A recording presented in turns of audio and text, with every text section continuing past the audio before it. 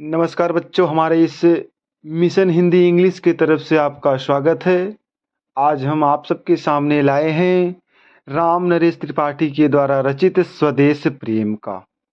तो चलिए दोस्तों, आपके हिंदी पद से क्लास 10 के सभी छात्र और छात्राओं के लिए आज हम ले आए हैं अपने इस चैनल पर स्वदेश प्रेम का व्याख्या सहित संदर्भ, प्रसंग, व्याख्या और काव्यगत सौंदर्य। तो सबसे पहले दोस्तों हम इसका संदर्भ लिखते हैं। प्रस्तुत पद्यांश हमारी पाठ्य पुस्तक हिंदी के काव्यखंड में संकलित श्री राम नरेश त्रिपाठी द्वारा रचित स्वदेश प्रेम शीर्षक कविता से अवतरित है। यह कविता त्रिपाठी जी के काव्य संग्रह स्वप्न से ली गई है। तो अतुलनीय जिसके प्रताप का साक्षी है प्रत्यक्ष दिवाकर, घूम घूम कर देख चुका है जिनकी निर्मल कीर्ति निशा कर देख चुके हैं जिनका वैभव, ए नभ के अनंत तारागढ़ अगणित बार सुन चुका है नभ जिनका विजय घोष रण गर्जन। तो इसका प्रसंग दोस्तों यह है कि कवि ने इन पंक्तियों में भारत के गौरवपूर्ण अतीत की झांकी प्रस्तुत की है। तो चलिए दोस्तों हम इसका व्याख्या करते हैं, और व्याख्या ही सबसे आसान तरीका से करते हैं दोस्तों। तो कह रहे हैं अतुलनीय जिसके प्रताप का साक्षी है प्रत्यक्ष दिवाकर। दिवाकर का मतलब होता है दोस्तों सूर्य। अतुलनीय का मतलब होता है जिसकी तुलना न की जा सके, जिसके माने जिसकी, प्रताप माने होता है प्रताप या पूर्वजों की, प्रताप माने पूर्वजों का। कहने का मतलब यह है दोस्तों, राम नरेश त्रिपाठी जी कहते हैं, कवि कहते हैं अर्थात त्रिपाठी जी कहते हैं कि अतुलनीय जिसके प्रताप का साक्षी है प्रत्यक्ष दिवाकर। भाई अपने उन पूर्वजों को स्मरण करो, याद करो कि जिसके माने जिनके अतुलनीय प्रताप की क्या है, जिनके अतुलनीय प्रताप का क्या है, साक्षी माने साक्ष, प्रत्यक्ष रूप से कौन है, दिवाकर माने सूर्य है। कहने का तात्पर्य यह है कि अतुलनीय जिसके प्रताप का, जिनके पूर्वजों का, अपने पूर्वजों को याद करते हुए कवि ने कहा कि जिसके प्रताप का, जिनके पूर्वजों का अतुलनीय माने जिनकी तुलना ना की जा सके, हमारे पूर्वजों की तुलना ना की जा सके, उनकी प्रत्यक्ष रूप से क्या है, साक्षी। साक्ष क्या है, दिवाकर माने सूर्य दे रहा है। भाई जिनके अतुलनीय प्रताप की साक्षी सूर्य आज भी दे रहा है, और घूम घूम कर देख चुके हैं, घूम घूम कर देख चुके हैं जिनकी निर्मल कीर्ति निशा कर। भाई यही तो हमारे पूर्व पुरुष थे कि घूम घूम कर देख चुके थे। भाई ये तो घूम घूम के देख चुके थे। जिनकी माने जिनकी, निर्मल माने स्वच्छ, कीर्ति माने कीर्ति को, निशाकर माने चंद्रमा भी, जिनके स्वच्छ कीर्ति को भी चंद्रमा भी क्या किया था, घूम घूम कर देख चुके थे। और देख चुके हैं जिनका वैभव, ए नभ के अनंत तारागढ़, कि देख चुके हैं जिनका वैभव, ए नभ के अनंत तारागढ़। भाई जो तारागढ़ का मतलब होता है ताराओं का समूह। भाई जिनके ऐश्वर्य, वैभव माने वैभव, खजान, ऐश्वर्य को, जिनके ऐश्वर्य को भी देख चुका है कौन, ए नभ के, ए आकाश के, अनंत तारागढ़ माने होता अनेक तारागढ़ों के समूह। भाई जिनके ऐश्वर्यों को, तारों का आनंद समूह भी बहुत पहले क्या कर चुका है, देख चुका है। और अगणित बार सुन चुका है नभ, नभ माने आकाश। तो अगणित बार सुन चुका है नभ जिनका विजय घोष रण गर्जन। तो अगणित माने अनेकों, बार माने बार, सुन माने सुन, चुका माने चुका है कौन, नभ माने आकाश।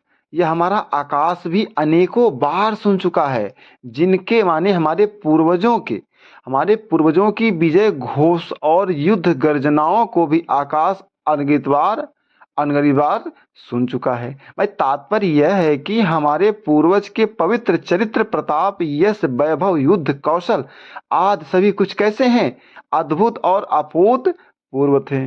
एक बार फिर से देख लीजिए दोस्तों कि अतुलनीय जिसके प्रताप का साक्षी है प्रत्यक्ष दिवाकर।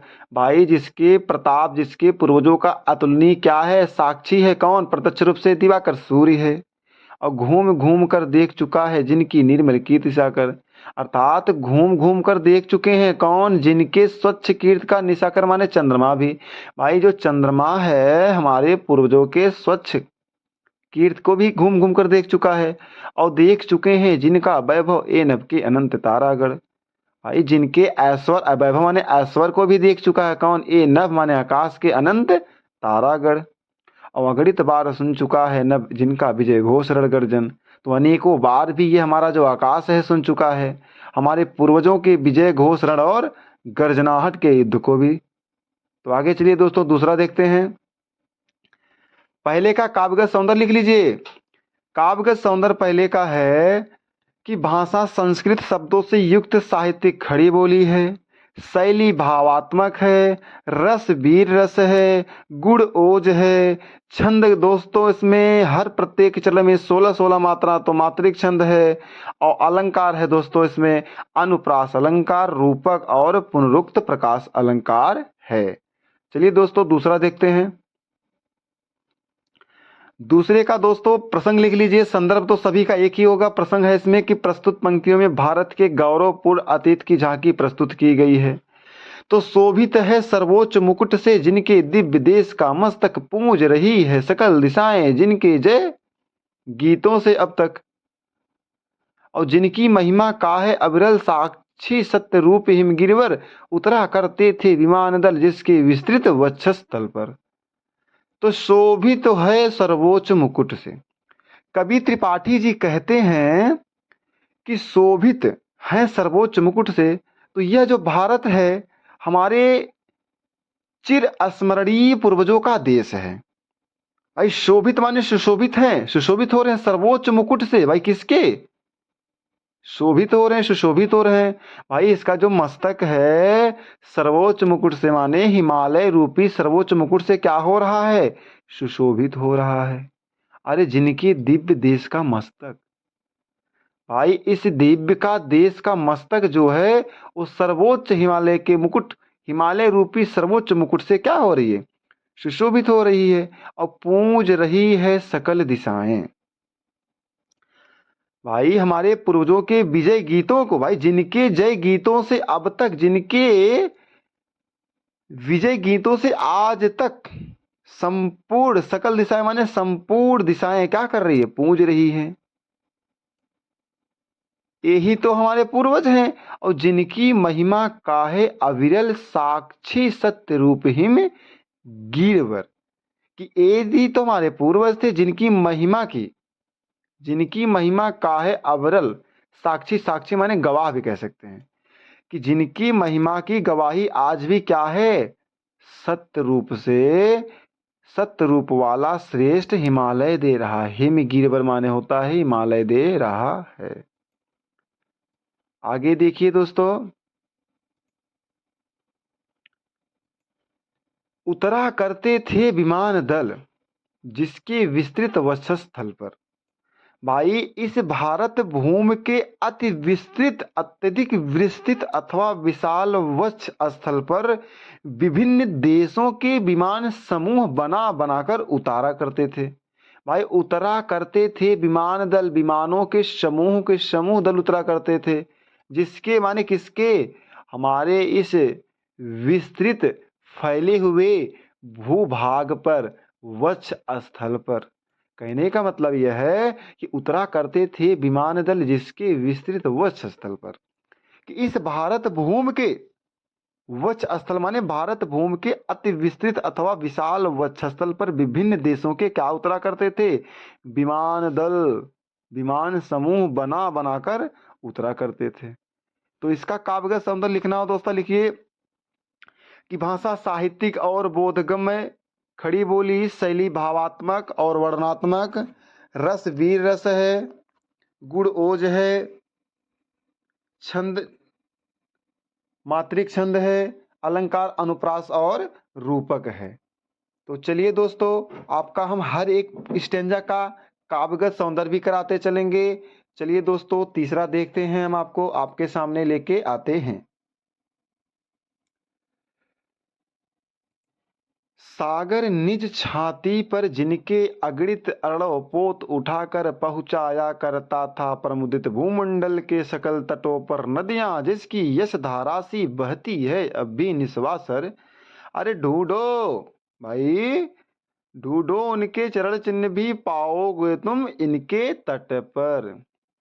तो सबसे पहले प्रसंग लिख लीजिए दोस्तों, वही प्रसंग इसमें भी है कि प्रस्तुत पंक्तियां में भारत के अतीत की गरिमापूर्ण झांकी प्रस्तुत की गई है।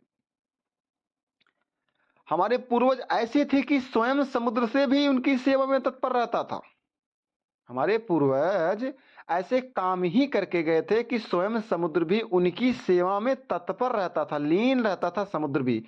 कि सागर निज छाती पर जिनके अगणित अरड़व पोत उठाकर।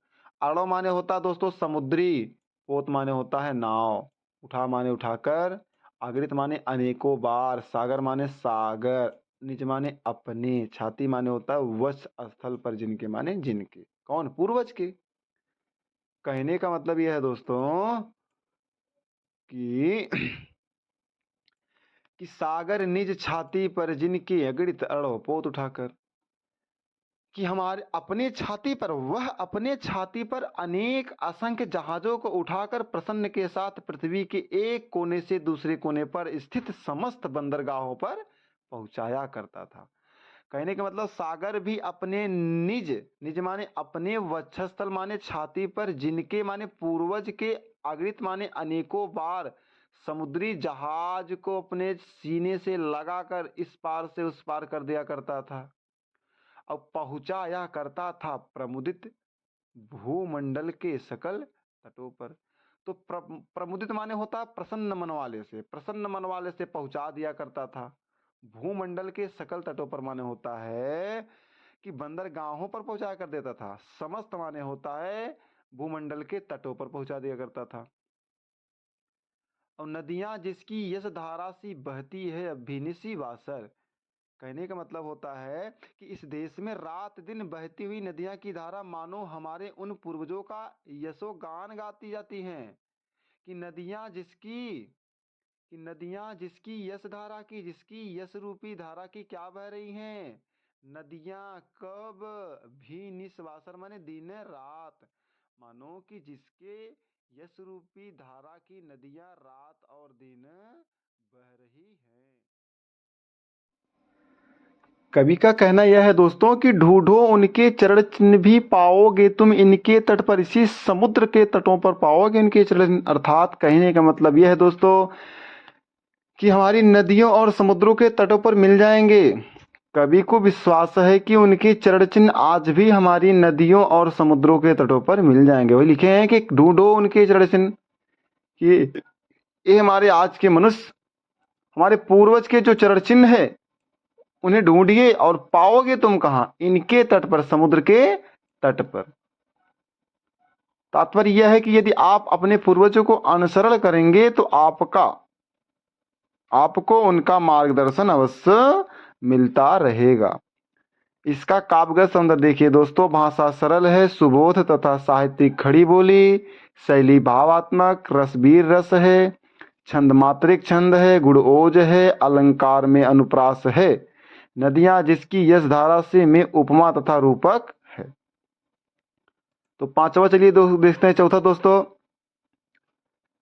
कि विश्वत रेखा का वासी जो जीता है नित हाँफ हाँफ कर, अरे रखता है अनुराग अलौकिक वह भी अपने मातृभूमि पर। ध्रुववासी जो हिम में तम में जी लेता है कांप कांप कर, और वह भी अपने मातृभूमि पर कर देता है प्राण न्यौछावर। भाई कहने का मतलब, प्रसंग देखिए दोस्तों इसका बदल जाएगा। कवि ने इन पंक्तियों में बताया है कि प्रत्येक मनुष्य को अपने मातृभूमि से प्रेम होता है, वह उसे छोड़कर कहीं जाना पसंद नहीं करता है। कवि ने लिखा कि विषुवत रेखा का वासी जो जीता है नित हाँफ हाँफ कर। जो मनुष्य, विषुवत माने होता है भूमध्य रेखा का निवासी है, जहां असहनीय गर्मी पड़ती है, वहां वह गर्मी के कारण हाँफ हाँफ कर अपना जीवन व्यतीत करता है। कि विषुवत रेखा, जो भूमध्य रेखा का निवास करने वाला व्यक्ति है, जीता है नित हाँफ हाँफ कर, वहां असहनीय गर्मी पड़ती है, फिर भी बेचारा, फिर भी आदमी व्यक्ति क्या करता है, अपने जीवन को हाँफ हाँफ कर व्यतीत करता है और रखता है अनुराग अलौकिक, वह भी अपने मातृभूमि पर। भाई फिर भी उस स्थान से लगाव के कारण वहां की भीषण गर्मी को छोड़कर वह शीतल प्रदेश में नहीं जाता है। रखता है अनुराग अलौकिक माने होता है अलौकिक प्रेम करता है। वह भी व्यक्ति जो भूमध्य रेखा का निवास करने वाला है, किससे, अपने मातृ भूमि से। ऐसा नहीं कि कहीं गर्मी पड़े हम लोग क्या करते हैं, फिर एसी चला लेते हैं, फैन चला लेते हैं, लेकिन जो भूमध्य रेखा का वासी है वह भी अपने जीवन को हाँप हाँप कर ही बिता रहा है और उन्होंने अपने मातृभूमि से अलौकिक प्रेम करता है। और ध्रुववासी जो हिम में तम में जी लेता है कांप कांप कर, वह भी अपने मातृभूमि पर कर देता है प्राण न्यौछावर। अब कभी नहीं लिखा कि वह भी, सॉरी, ध्रुववासी जो हिम में तम में, कहने का मतलब है दोस्तों कि जो मनुष्य ध्रुव प्रदेश का रहने वाला है, ध्रुववासी माने जो ध्रुव प्रदेश का रहने वाला है, ध्रुववासी का मतलब होता है जो ध्रुव प्रदेश में रहने वाला है, जहां सदा बर्फ जमी रहने के कारण भयंकर सर्दी पड़ती है, वहां वह भयंकर ठंड से कांप कांप कर अपना जीवन निर्वाह कर देता है। कि ध्रुववासी जो हिम में तम में, कि जो ध्रुव का निवास करने वाला है, जो ध्रुव प्रदेश का रहने वाला है, जहां जो हिम माने होता है बर्फ में, तम माने होता है अंधकार में, जी लेता है, जी रहा है, जीवन व्यतीत कर रहा है कांप कांप कर, वह भी अपनी मातृभूमि पर कर देता है प्राण न्यौछावर। तो वह ध्रुववासी व्यक्ति भी अपने मातृभूमि पर अपना जीवन क्या कर देता है, अपने जीवन का प्राण न्यौछावर कर देता है भाई। किंतु ठंड से घबरा कर गर्म प्रदेश में जाकर जीवन नहीं बिताता है वह व्यक्ति, उससे भी अपने मातृभूमि से बहुत प्रेम होता है और उसकी रक्षा के लिए वह भी अपने प्राण को क्या कर देता है, न्यौछावर कर देता है। अगला देखिए दोस्तों, पांचवा चलते हैं। कि तुम तो हे प्रिय बंधु स्वर्ग सी सुखद सकल वैभव के आकर, धरा शिरोमण मातृभूमि में धन्य हो जीवन पाकर। तुम जिसका जल अन्न ग्रहण कर बड़े हुए लेकर, जिसकी रज तन रहते कससे तजोगे, उसको हे वीरों के वंशज। 4 नंबर का दोस्तों काव्य सौंदर्य नहीं लिखा है तो देख लीजिए। 4 नंबर का जो काव्य सौंदर्य है कि भाषा सरल खड़ी बोली है, रसवीर है, शैली भावात्मक है, छंद मात्रिक छंद है, गुण ओज है, शब्द शक्ति व्यंजना है, अलंकार अनुराग अलौकिक तथा हिम में तम में अनुप्रास अलंकार है, हाफ हाफ तथा कांप कांप में पुनरुक्त प्रकाश है। तो काव्यगत सौंदर्य करते चलिए दोस्तों, क्योंकि काव्यगत सौंदर्य आता है आपको। पांचवा चलिए दोस्तों, इसका प्रसंग लिखिए।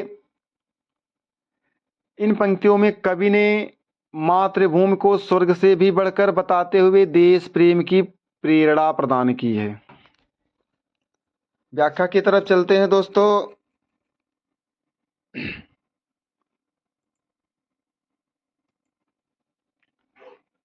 कि तुम तो हे प्रिय बंधु स्वर्ग से सुखद सकल विभव के आकर, कि देश प्रेम की प्रेरणा देते हुए कवि भारतवासियों से कहते हैं कि विषुवत और ध्रुव प्रदेशों के निवासी भी अपने देश से प्रेम रखते हैं। तो आपको अपने भारत भूमि से तो निश्चय ही अधिक प्रेम होना चाहिए, क्योंकि यहाँ की धरती, कहा है कि तुम तो हे प्रिय बंधु स्वर्ग से, कि हे मनुष्य तुम तो क्या हो, प्रिय बंधु के समान हो, स्वर्ग से सुंदर हो, सुखद हो, सकल हो, वैभव की आकर हो। भाई क्योंकि यहाँ की धरती सुख समृद्धि से युक्त है, सुखद सकल वैभव के आकर हो। सकल वैभव माने होता है समस्त वैभव से परिपूर्ण तथा स्वर्ग से भी बढ़कर वैभव के आकर, आकर माने खजान हो। कि तुम तो हे प्रिय बंधु स्वर्ग से, कि तुम तो प्रिय बंधु के समान, स्वर्ग के समान, सुखद माने सुंदर, और सकल विभव माने सकल धन के क्या हो, खजान हो। और धरा शिरोमणि मातृभूमि में धन्य हो जीवन पाकर। कहने का मतलब यह है दोस्तों कि सभी देशों की धरती की अपेक्षा इस धरती पर जन्म पाना बड़े पुण्य का फल होता है। कि इस धरा शिरोमण, इस पृथ्वी के मातृभूमि के पृथ्वी पर तुम धन्य हो गए हो जीवन पाकर। अरे तुम जिसका जल अन्न ग्रहण कर बड़े हुए, लेकर जिसकी रच। भाई तुम तो धन्य हो कि जो तुमने यहाँ जन्म पाया और यहाँ का अन्न खाकर, पानी पीकर और इसी की धूल मिट्टी में खेल कर बड़े हुए हो। भाई धन्य हो जीवन पाकर, तुम जीवन को पाकर धन्य हो गए। अरे तुम तो जिसका माने से मातृभूमि का जल को पिया, अन्न को ग्रहण करके बड़े हुए, लेकर जिसकी रज। रज माने क्या होता है दोस्तों? रज माने होता है धूल।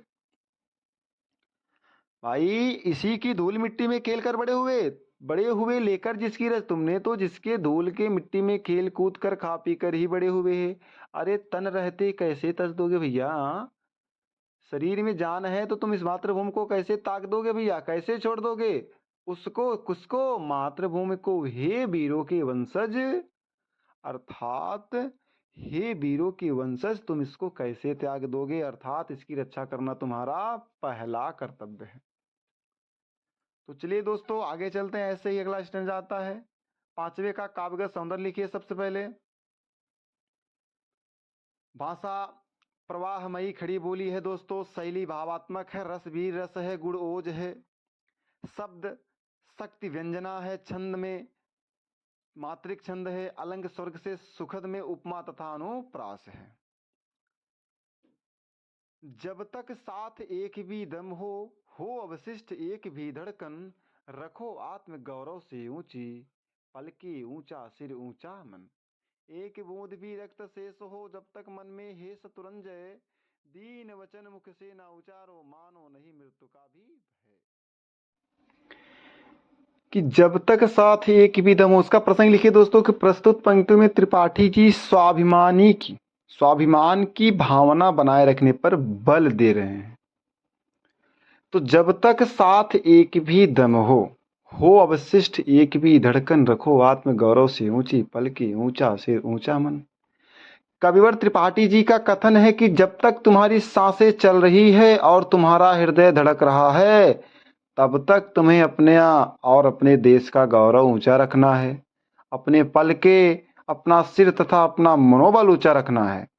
कि जब तक साथ एक भी दम हो, जब तक तुम्हारे एक साथ भी दम हो, जब तक तुम्हारे सांस चलती हो वशिष्ठ, अगर एक शेष धड़कन हृदय धड़क रहा हो, तो रखो आत्म गौरव से ऊंचा, आत्म गौरव से ऊंचा, पलके रखो, सिर ऊंचा रखो, मन ऊंचा रखो।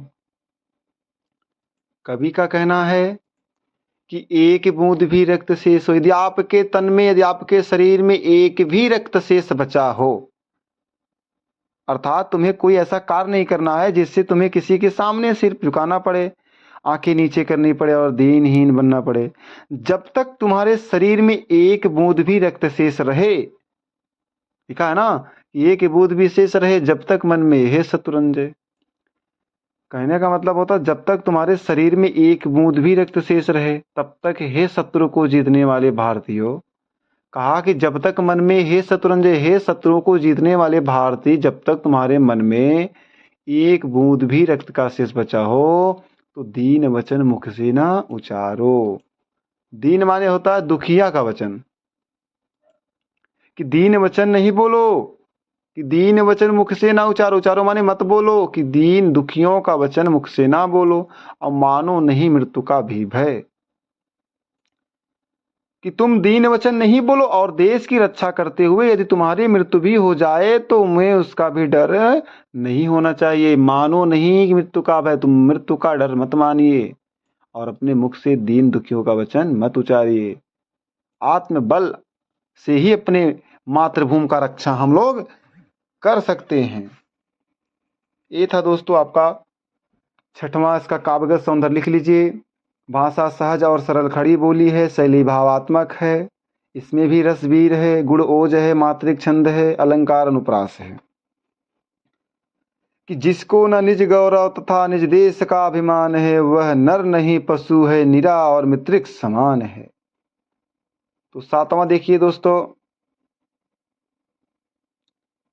कि निर्भय स्वागत करो मृत्यु का, मृत्यु एक है विश्राम स्थल, जीव जहां से फिर चलता है, धारण कर नवजीवन संबल। मृत्यु एक सरिता है जिसमें श्रम से कातर जीव नहाकर फिर नूतन धारण करता है, काया रूपी वस्त्र बहाकर। प्रसंग लिखिए दोस्तों कि कवि ने प्रस्तुत पंक्तियों में मृत्यु से भयभीत न होने की प्रेरणा दी। कि निर्भय स्वागत करो मृत्यु का, निर्भय स्वागत करो मृत्यु का, मृत्यु एक विश्राम स्थल है।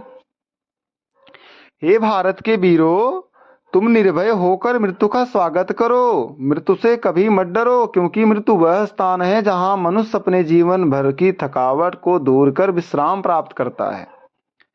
निर्भय स्वागत करो मृत्यु का, कि हे हमारे मानव, तुम इस मृत्यु को निर्भय निडर होकर स्वागत करो। मृत्यु क्या है? एक विश्राम स्थल है।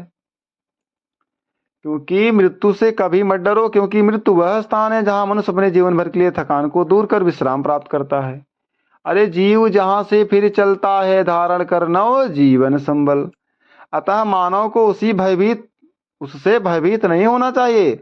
अरे मृत्यु वह स्थान है जहां मनुष्य पुराने शरीर को त्याग कर नया शरीर धारण करता है। जीव जहां से फिर चलता है, धारण कर नव जीवन संबल, जहां मनुष्य जीवन का नया आधार को पाकर चलता है। मृत्यु क्या है? मृत्यु एक सरिता है जिसमें श्रम से कातर जीव नहाकर। कहने का मतलब कवि कहते हैं कि मृत्यु एक नदी है जिसमें नहाकर मनुष्य जीवन भर के थकान को दूर करता है। कहा कि मृत्यु एक सरिता है, सरिता माने नदी, मृत्यु एक नदी है जिसमें श्रम माने होता थके हुए, जिसमें मनुष्य थकान को कातर जीव नहाकर माने होता जिसमें थकान को दूर करता है, वह उस मृत्यु रूपी नदी में अपने शरीर रूपी पुराने वस्त्र को बहा देता है। तो इस लाइन का देखिए कि मृत्यु एक सरिता है जिसमें श्रम से कातर जीव नहाकर। मृत्यु क्या है? एक सरिता है जिसमें थके हुए व्यक्ति क्या करते हैं? कायर होकर नहाकर निकलते हैं और फिर नूतन धारण करता है, काया रूपी वस्त्र बहाकर। पुराने वस्त्र को बहा देते हैं भाई, काया रूपी, अपने काया रूपी शरीर में पुराने रूपी वस्त्र को बहा देते हैं और जीवन रूपी वस्त्र को धारण करते हैं। कवि का तात्पर्य यह है कि हमें निर्भीकता और उल्लास के साथ मृत्यु का स्वागत करना चाहिए। फिर नूतन माने नए कपड़ों को धारण करते हैं, काया रूपी वस्त्र को बहाकर। ये था दोस्तों सातवां। आठवां देखिए दोस्तों,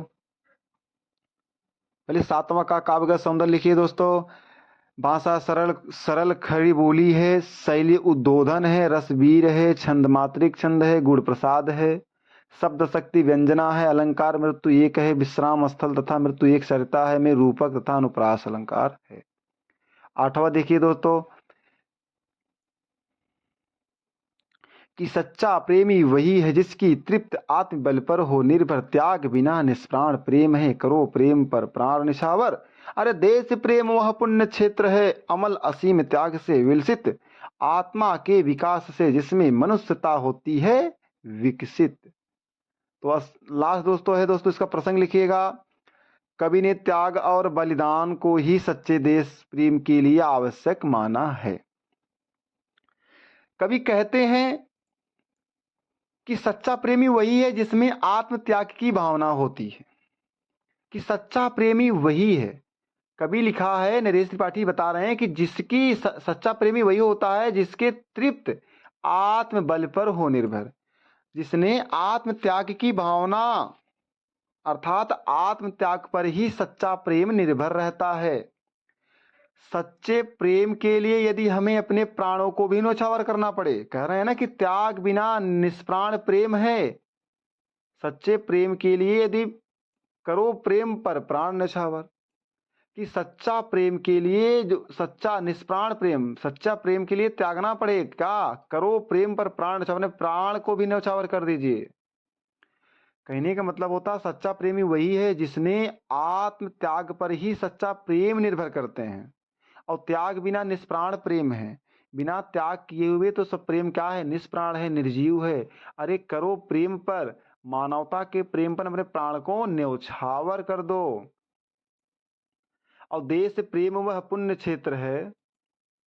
कहने का मतलब होता है दोस्तों कि देश प्रेम वह पवित्र भावना है, देश प्रेम वह पुण्य क्षेत्र है। देश प्रेम क्या है, वह पवित्र भावना है, अमल असीम त्याग से विलसित, जो निर्मल और सीमा रहित त्याग से सुशोभित होती है।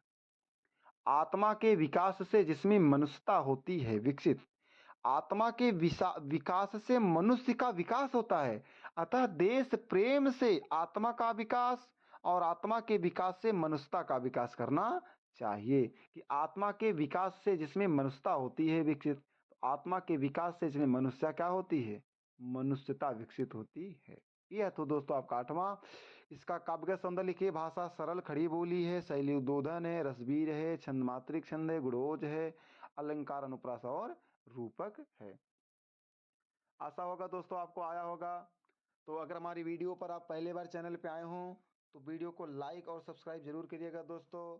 तो चलते हैं दोस्तों, आपको अगले वीडियो में मिलते हैं, तब तक के लिए नमस्कार। और आप ऐसे ही वीडियो पर